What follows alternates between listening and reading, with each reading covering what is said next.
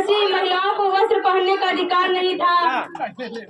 उस समय नारियों को वस्त्र पहनने के लिए संघर्ष करने वाले नारायण गुरु को कोटि कोटि नमन करती हूँ, क्योंकि वेदों में मनुस्मृति लिखा है शूद्र और नारियों को पढ़ने का अधिकार नहीं है। ऐसे में ऐसे विषम काल में बालिकाओं को शिक्षा देने वाली शिक्षा की जननी माता सावित्री बाई फुले को कोटि कोटि नमन करती हूँ। पाखंड और अंधविश्वास को कमर तोड़ देने वाले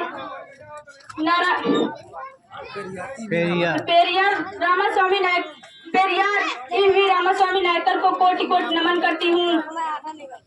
आरक्षण के जनक छत्रपति साहू जी महाराज को कोटि कोटि नमन करती हूँ। संत गाडगे व संत बिरसा मुंडा को कोटि कोटि नमन करती हूँ। सच्ची रामायण को हिंदी में रूपांतरित करने वाले पेरियार ललाई सिंह यादव को कोटि कोटि नमन करती हूँ। और हृदय सम्राट मान्यवर कांशीराम जी को कोटि कोटि नमन करती हूँ। और सभी गुरुओं महापुरुषों को कोटि कोटि नमन करती हूँ।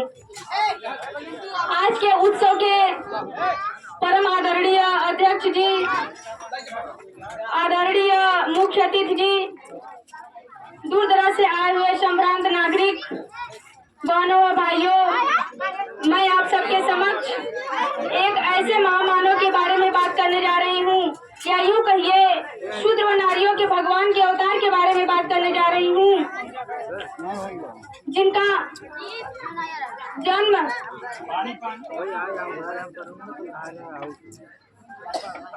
14 अप्रैल 1891 को हुआ था।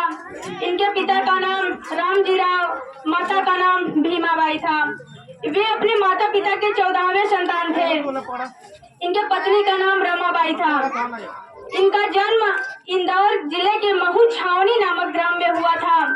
आप सभी उनके बारे में, उनके बचपन से लेकर भारतीय संविधान लिखने व महापरिनिर्वाण तक के सफर की जानकारी आप सभी को होगी। इसलिए बाबा साहब क्या चाहते थे, मैं वो बताना चाहती हूँ। बाबा साहब चाहते थे भारत में सब में भाईचारा हो, ऊंच नीच का अंतर खत्म हो, सामाजिक आर्थिक राजनैतिक बराबरी हो।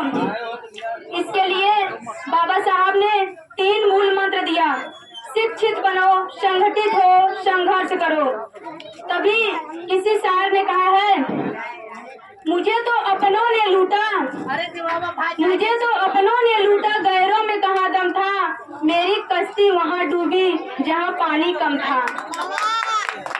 बाबा साहब ने कहा मुझे अपने लोगों ने धोखा दिया, क्योंकि बाबा साहब ने अपने खर्चे से हर जात के जिन 31 लोगों को विदेशों में पढ़ने के लिए भेजा, वो बाबा साहब को धोखा दे दिए। कुछ लोग विदेशों में ही बस गए, कुछ लोग चापलूसी करके बड़े पदों पे काम करके अपना परिवार देखने लगे।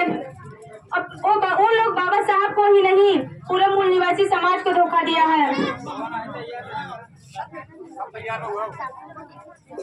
लेकिन जब बाबा साहब को भारतीय संविधान लिखने का मौका मिला, तो उन्होंने भारतीय संविधान में सबका अधिकार सुरक्षित कर दिया और कहा तुम अपना अधिकार लड़कर प्राप्त कर सकते हो। इसीलिए तो कहा गया है, फूल वही खिल पाते हैं जो कांटों से टकराते हैं, अधिकार नहीं मांगे जाते, अधिकार तो छीने जाते हैं। अधिकार न कोई दे पाता, ना ही कोई इसे दिलाता है, अधिकार तो अपने बलबूते लड़कर छीना जाता है, लड़कर छीना जाता है। आजादी नहीं मिली भीख से, ये इतिहास बताता है, आजादी के खातिर अपना हर नर सर्वस्व लुटाता है। हम एक सूत्र में बंध सकते, हम एक साथ में चल सकते, यदि हम सब चाहे तो भारत का इतिहास बदल सकते, यदि हम सब चाहे तो भारत में इतिहास बदल सकते। और अंत में मैं एक बार फिर से सभी गुरुओं महापुरुषों को श्रद्धांजलि सुमन अर्पित करती हूँ और अपनी वाणी को विराम देती हूँ। जय भीम, जय भारत।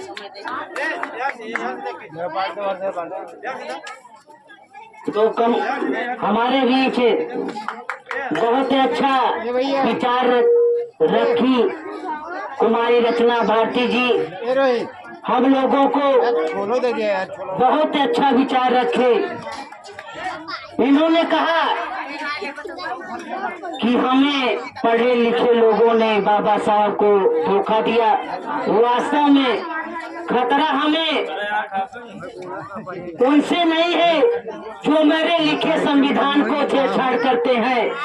खतरा हमें अपने समाज के उन संविधान के आरक्षण में